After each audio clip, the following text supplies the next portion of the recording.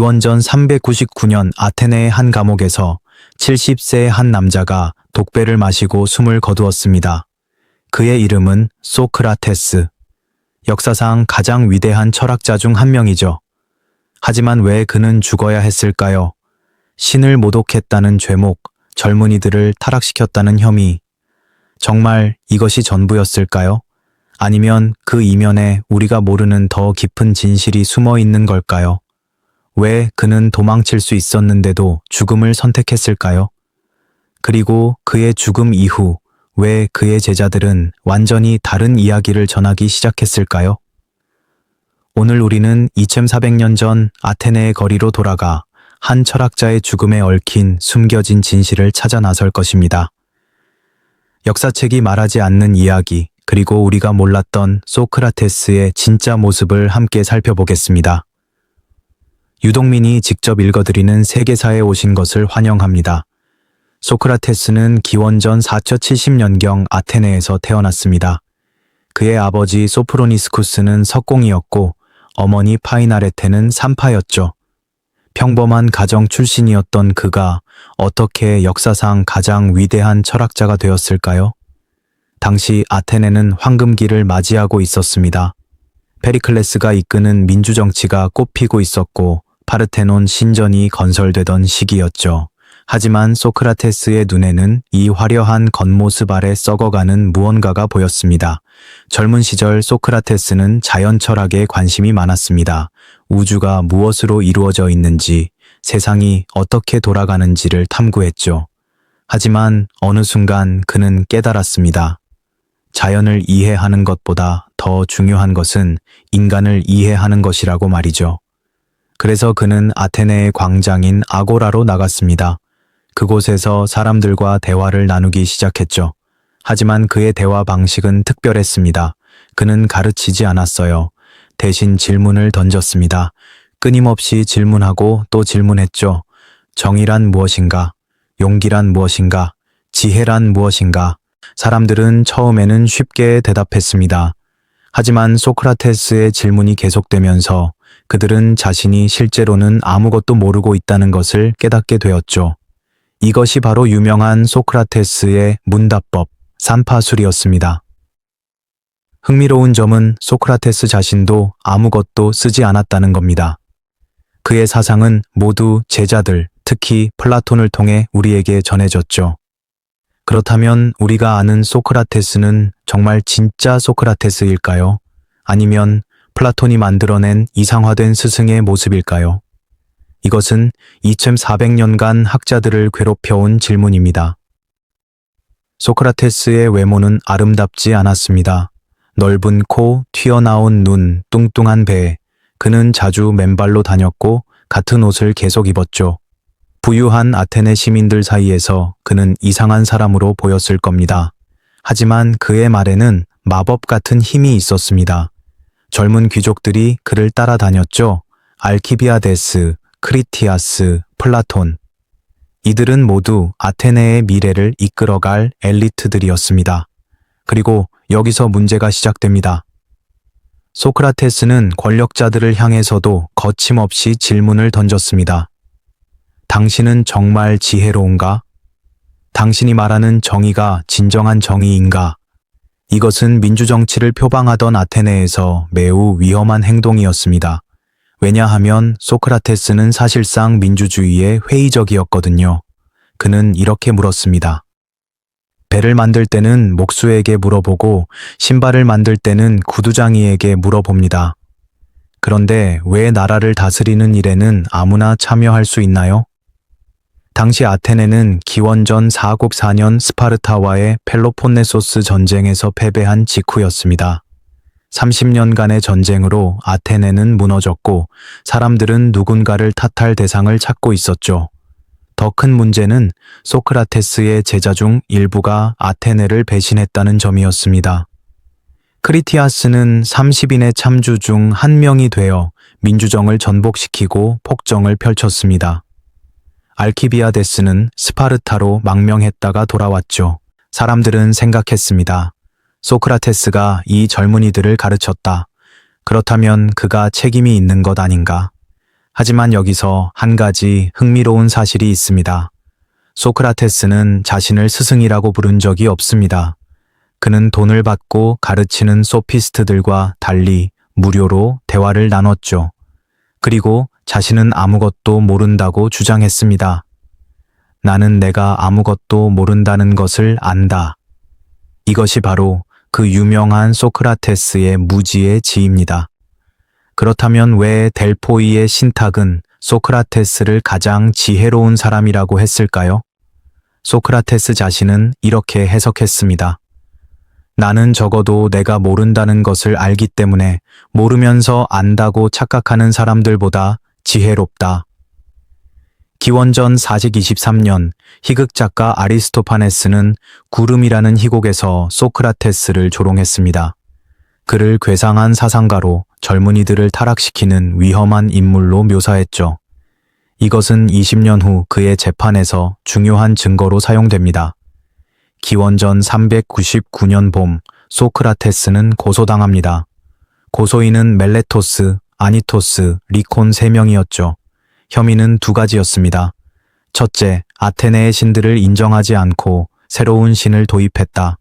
둘째, 젊은이들을 타락시켰다. 이것은 표면적인 이유였습니다. 하지만 진짜 이유는 무엇이었을까요? 일부 학자들은 정치적 이유를 지목합니다. 민주정이 복원된 후 과거 참주정과 연관된 모든 것을 제거하려는 움직임이 있었다는 거죠. 소크라테스는 직접적으로 정치에 참여하지 않았지만 그의 제자들이 민주정을 위협했기 때문에 간접적인 표적이 되었다는 겁니다. 다른 학자들은 종교적 이유를 주장합니다. 소크라테스는 자주 자신의 다이몬에 대해 이야기했습니다. 이것은 일종의 내면의 목소리로 그가 잘못된 행동을 하려 할 때 경고를 보냈죠. 당시 아테네 사람들에게 이것은 새로운 신을 섬기는 것처럼 보였을 수 있습니다. 재판은 아테네의 헬리아이아 법정에서 열렸습니다. 배심원은 무려 501명이었죠. 이것은 큰 규모의 재판이었습니다. 당시 아테네의 법정은 오늘날과 매우 달랐어요. 변호사도 없었고 피고인 스스로 자신을 변호해야 했습니다. 소크라테스의 변론은 플라톤의 변명이라는 대화편에 기록되어 있습니다. 하지만 여기서 주의해야 할 점이 있습니다. 이것은 실제 재판 기록이 아니라 플라톤이 쓴 문학 작품이라는 거죠. 그렇다면 실제 재판에서 소크라테스는 어떻게 행동했을까요? 플라톤의 기록에 따르면 소크라테스는 겸손하게 용서를 구하지 않았습니다. 오히려 당당했죠. 그는 배심원들에게 이렇게 말했습니다. 여러분이 나를 죽인다면 여러분은 나보다 자신을 더 해치는 것입니다. 악한 사람이 선한 사람을 해칠 수는 없습니다. 그는 자신이 아테네의 등해라고 주장했습니다. 말이 게으르게 잠들 때 깨우는 등해처럼 자신은 아테네의 시민들을 깨워 더 나은 삶을 살게 만드는 역할을 한다는 거죠. 첫 번째 투표에서 소크라테스는 유죄 판결을 받았습니다. 501명 중 280명이 유죄에 투표했고 221명이 무죄에 투표했죠. 생각보다 표차가 크지 않았습니다. 아테네 법정에는 독특한 절차가 있었습니다.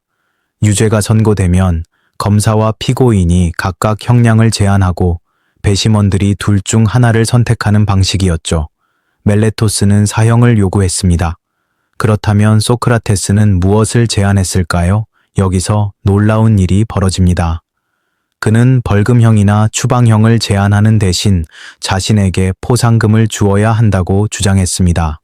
왜 그랬을까요? 일부는 이것이 소크라테스의 아이러니라고 해석합니다. 그는 진정으로 자신이 아테네의 유익한 존재라고 믿었고 그래서 농담처럼 이런 제안을 했다는 거죠. 하지만 다른 해석도 있습니다. 소크라테스는 이미 죽음을 선택했다는 겁니다. 그는 일부러 배심원들을 자극해서 사형을 선택하게 만들었다는 거죠. 왜 그랬을까요? 두 번째 투표에서 사형에 찬성한 사람은 더 늘어났습니다. 360명이 사형에 투표했고 141명만이 반대했죠. 소크라테스는 사형을 선고받았습니다. 재판 후 소크라테스는 감옥에 갇혔습니다. 하지만 그의 처형은 즉시 이루어지지 않았어요.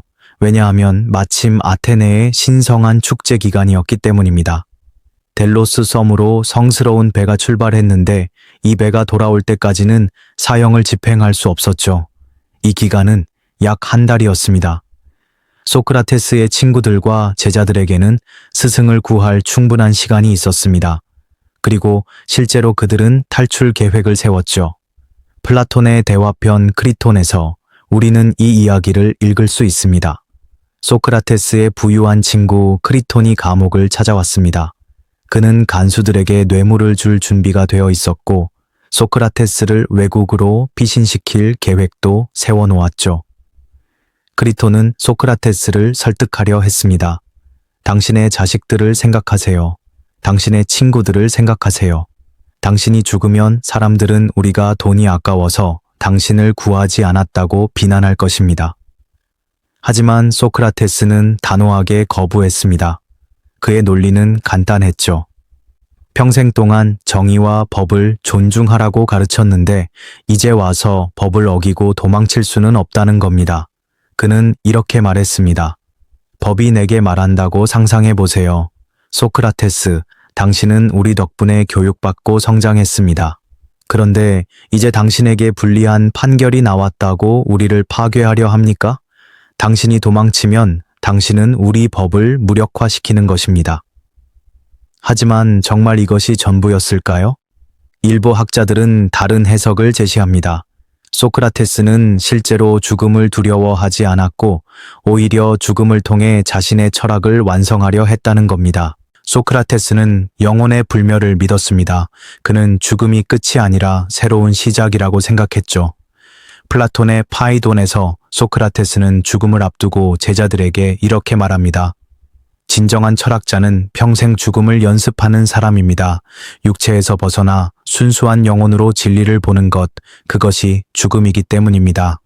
처형 당일 소크라테스는 놀랍도록 평온했습니다. 그는 아내 크산티페와 세 아들에게 작별을 고했죠. 크산티페는 울부짖으며 말했습니다.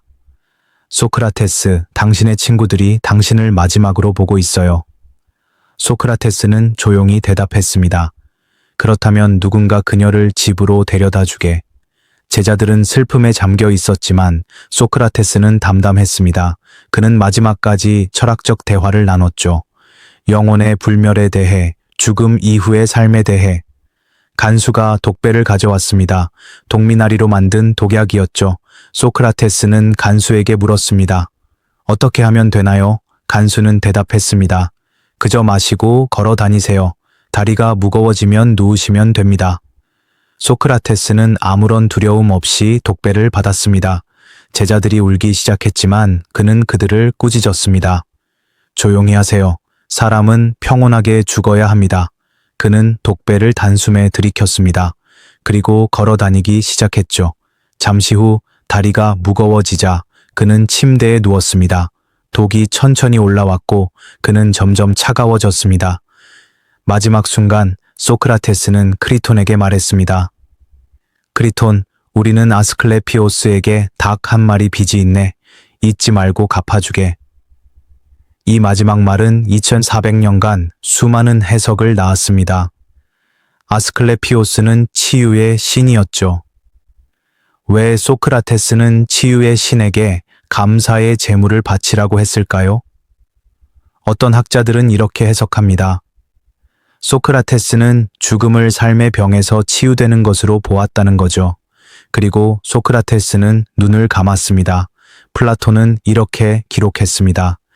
이것이 우리의 친구, 당대 최고의 지혜롭고 정의로운 사람의 마지막이었다.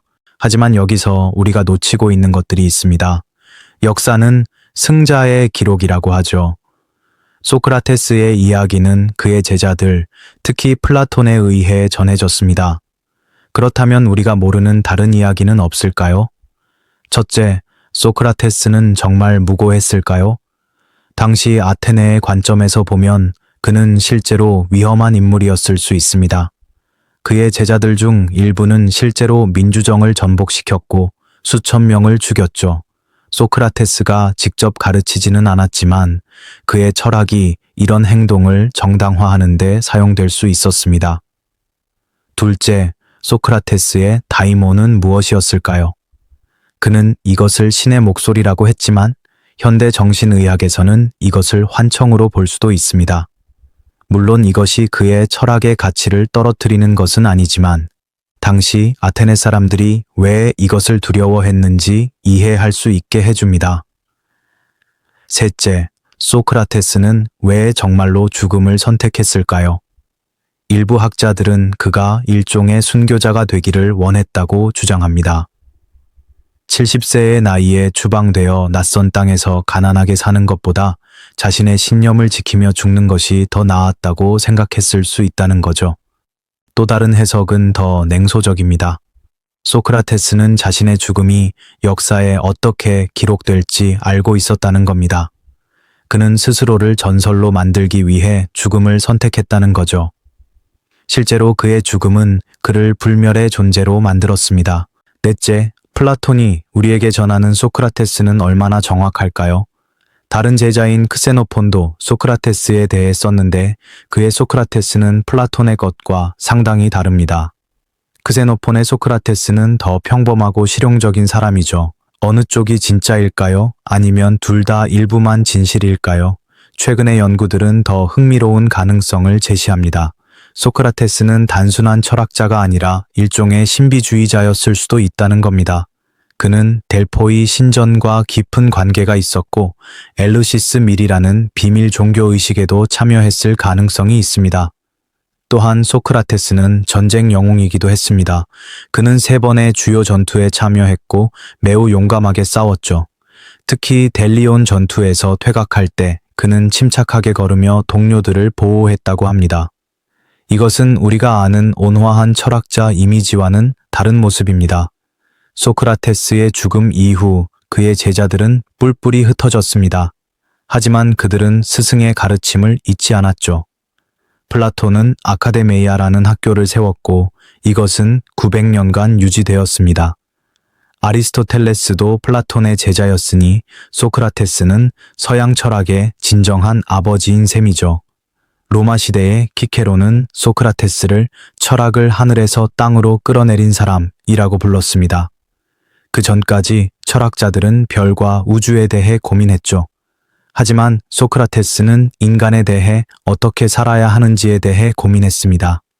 중세 기독교 신학자들도 소크라테스를 존경했습니다. 토마스 아퀴나스는 소크라테스를 자연의 빛만으로 진리에 도달한 이교도라고 불렀죠. 심지어 일부 교회 벽화에는 소크라테스가 성인들과 함께 그려져 있기도 합니다. 근대 계몽주의 시대의 소크라테스는 이성과 비판적 사고의 상징이 되었습니다. 볼테르, 루소, 칸트 모두 소크라테스를 존경했죠. 그는 권위에 맞서 질문하는 용기의 상징이었습니다. 하지만 19세기에 니체는 소크라테스를 비판했습니다. 니체는 소크라테스가 이성만을 강조함으로써 인간의 본능적이고 예술적인 측면을 억압했다고 주장했죠. 소크라테스는 그리스 문화의 죽음이었다고 니체는 말했습니다. 20세기의 실존주의 철학자들은 소크라테스의 다른 면을 발견했습니다. 키르케고르는 소크라테스의 아이러니와 역설을 강조했고 사르트르는 그의 자유로운 선택을 주목했죠. 소크라테스는 죽음을 선택함으로써 진정으로 자유로웠다는 겁니다. 오늘날 소크라테스는 어디에나 있습니다. 변호사들은 소크라테스식 문답법을 사용하고 의사들은 소크라테스적 질문으로 진단을 내립니다. 교육자들은 학생들에게 답을 주는 대신 질문을 던지라고 배웁니다. 소크라테스의 죽음에서 우리는 무엇을 배울 수 있을까요? 첫째, 자신의 신념을 지키는 것의 중요성입니다. 소크라테스는 타협하지 않았습니다. 그는 쉬운 길을 선택할 수도 있었지만 자신이 옳다고 믿는 것을 포기하지 않았죠. 둘째, 질문하는 용기입니다. 소크라테스는 당연하게 여겨지는 것들에 질문을 던졌습니다. 왜 이것이 옳은가? 정말 그런가? 이런 질문은 오늘날에도 여전히 중요합니다. 셋째, 지혜는 자신의 무지를 아는 것입니다. 우리가 모든 것을 안다고 생각할 때 우리는 가장 위험합니다. 소크라테스는 겸손하게 자신의 한계를 인정했죠. 넷째, 삶보다 중요한 것이 있습니다. 소크라테스에게 그것은 진리였습니다. 그는 진리를 위해 목숨을 바쳤죠. 우리에게 목숨을 걸 만한 가치가 있는 것은 무엇일까요? 하지만 우리는 또한 소크라테스의 비극에서 배워야 합니다. 그의 죽음은 민주주의의 어두운 면을 보여줍니다. 다수가 항상 옳은 것은 아니라는 거죠. 501명의 배심원 중 280명이 무고한 사람을 사형에 처했습니다. 소크라테스의 이야기는 관용의 중요성도 가르쳐 줍니다.